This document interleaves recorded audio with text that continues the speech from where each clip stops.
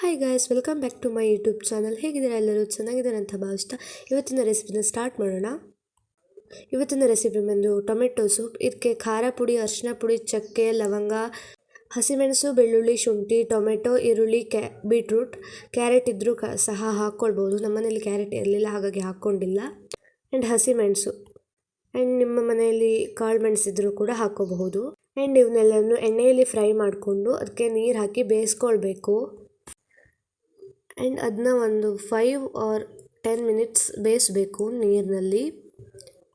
And ಅದಕ್ಕೆ cornflour and ವಾಟರ್ನ mix ಮಾಡಿ ಅದನ್ನ ಹಾಕಬೇಕು ಥಿಕ್ನೆಸ್ಗೋಸ್ಕರ.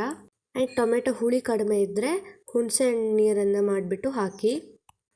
ಆ್ಯಂಡ್ ಇದನ್ನು ಸ್ವಲ್ಪ ಮೆತ್ತಗಾಗೋಲಿ ತನಕನೂ ಮುಚ್ಚಿ ಬೇಯಿಸ್ಕೋಬೇಕು. ಆ್ಯಂಡ್ ಅದು ಫುಲ್ ಬೇಯ್ದ ಮೇಲೆ ಅದನ್ನ ಆಫ್ ಮಾಡಿ ಒಂದು 10 ಮಿನಿಟ್ಸ್ ಕೂಲ್ ಆಗೋಕ್ಕೆ ಬಿಡಬೇಕು. ನಂತರ ಅದನ್ನ ಮಿಕ್ಸರಲ್ಲಿ ಹಾಕಿಬಿಟ್ಟು ಉಪ್ಪು ಹಾಕಿಬಿಟ್ಟು ಅದನ್ನ ಸ್ವಲ್ಪ ನೀರು ಹಾಕಿಬಿಟ್ಟು ಅದನ್ನ ತಿಕ್ಕಾಗಿ ಪೇಸ್ಟ್ ಮಾಡ್ಕೊಳ್ಬೇಕು.